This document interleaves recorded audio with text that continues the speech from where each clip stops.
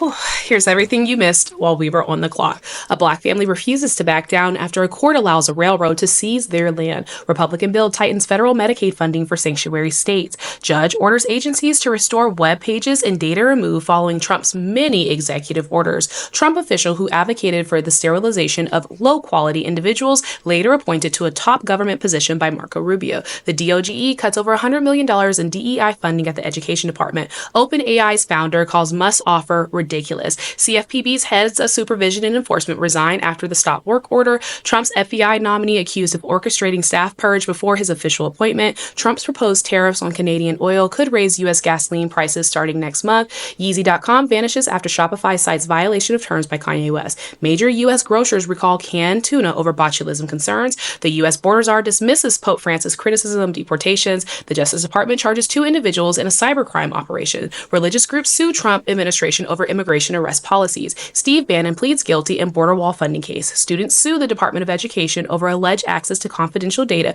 by Elon Musk and his team. Trans and non-binary travelers sue Trump over passport policy. The SEC announces it will not defend the years-old rule requiring companies to disclose climate risk and emission details. And that's everything you missed while we were on the clock. Luis Alberto Castillo Rivera did everything right. He waited for his turn, followed the legal process, and entered the U.S. the way the government told him to. But now he's sitting in an infamous torture facility, Guantanamo Bay, and his family has no idea why. According to Migrant Insider, the 23-year-old Venezuelan spent years traveling through Latin America. He worked in Colombia, Panama, and Guatemala to save money for his journey, finally making it to Mexico in 2024. He waited patiently for a CBP-1 appointment, the legal way for migrants to seek asylum in the United States. On December 31st, his chance finally came. He was overjoyed and he traveled to the U.S. legally on January 19th, just one day before Trump's inauguration. But instead of finding safety, he found himself in an ICE detention center in Texas. On February 3rd, he called his family and told them that he was about to be released. The next day, he was on a plane, not to freedom, but to Guantanamo Bay.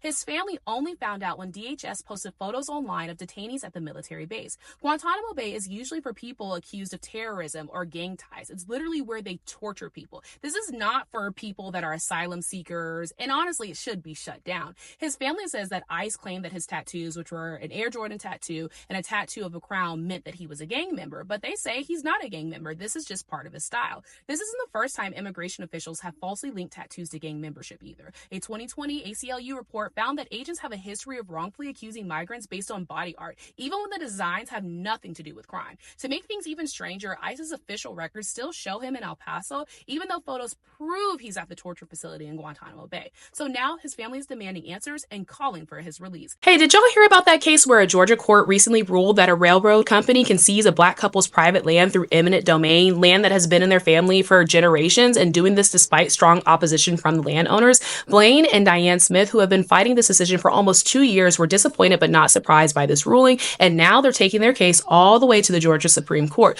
According to Capital B News, the case involves Sandersville Railroad Company, a 130-year-old company that wants to build a 4.5-mile rail spur right through a historic black neighborhood in rural Sparta, Georgia. The company claims that the project will help local businesses, but the Smiths and other landowners argue that the railroad is simply a way for a private company to make money without benefiting the public. The Smith family has lived on their 600-acre land for generations. Blaine inherited the property, originally bought by his grandfather in the 1920s. The family has used the land for farming, hunting, and fishing, and it has provided income and education for many years. Today, Blaine's brother-in-law and sister-in-law still live on the land where the railroad could pass through. The Smiths worry that the railroad will disturb their peaceful life, bring dangerous chemicals onto their land, and lead to trespassing. But despite these concerns, the court sided with the Georgia Public Service Commission, which approved the rail spur in the first place. The commission claimed that the project was needed to improve trade in the region. The Smiths, however, believe the project is not for the public good, but for the benefit of private companies. The court ruling is a reminder that the government seems to prioritize corporations over the people, especially those from Black and working class communities. The Smiths legal team, the Institute for Justice, plans to appeal the decision to the Georgia Supreme Court. They argue that the railroad project does not meet the requirements for public use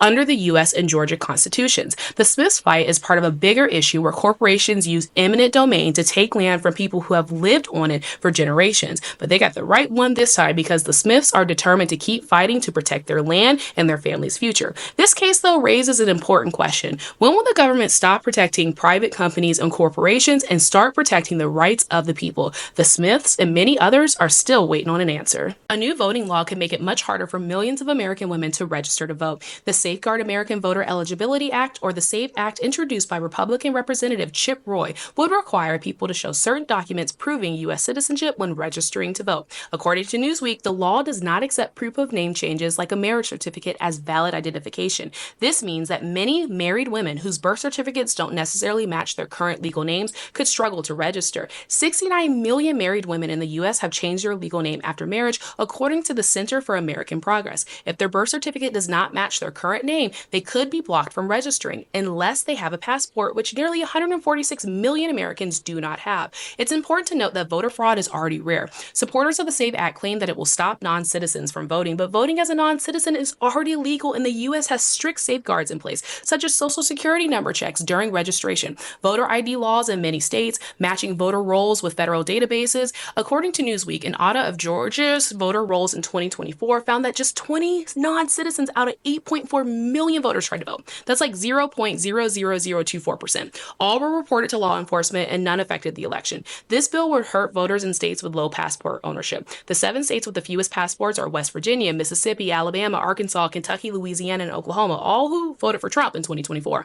If passed, this law could make it much harder for people in these states to vote. The SAVE Act was introduced in July 2024, but did not pass a Democrat-controlled Senate. Now, with Republicans controlling Congress and the White House, the bill has a good chance of becoming a law. If passed, the SAVE Act won't do much to stop non-citizen voting, which is already rare, but it could block millions of Americans from registering.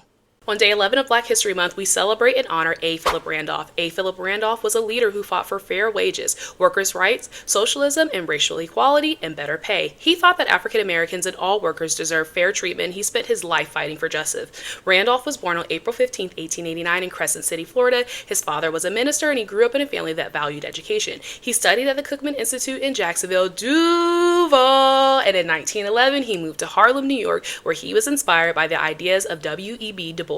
Randolph believed that black workers were often underpaid and treated unfairly, which is true. In 1925, he helped create the Brotherhood of Sleeping Car Porters, the first black labor union in the United States. These workers who worked on train cars were paid very little and worked long hours. Randolph fought for them to get better pay and working conditions. After many years of fighting, he won a contract that improved their jobs. Randolph was a socialist, meaning that he believed workers should have more rights and that the wealth should be shared more equally. In 1917, he started a magazine called The Messenger, which promoted socialist ideas and encouraged black workers to stand up for their rights. He also criticized leaders who did not support true equality. His activism led to his arrest in 1918 because he spoke out against the government during World War I.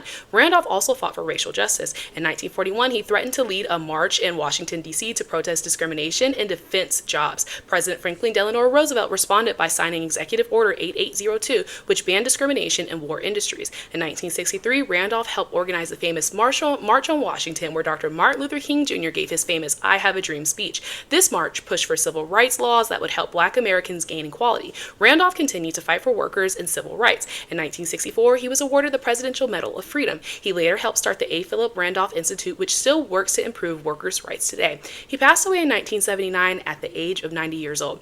A. Philip Randolph's work changed America. He proved that workers and black Americans could fight for their rights and win. His legacy lives on in labor unions and the civil rights movement. So today, we honor A. Philip Randolph. Stay tuned to see who we honor tomorrow.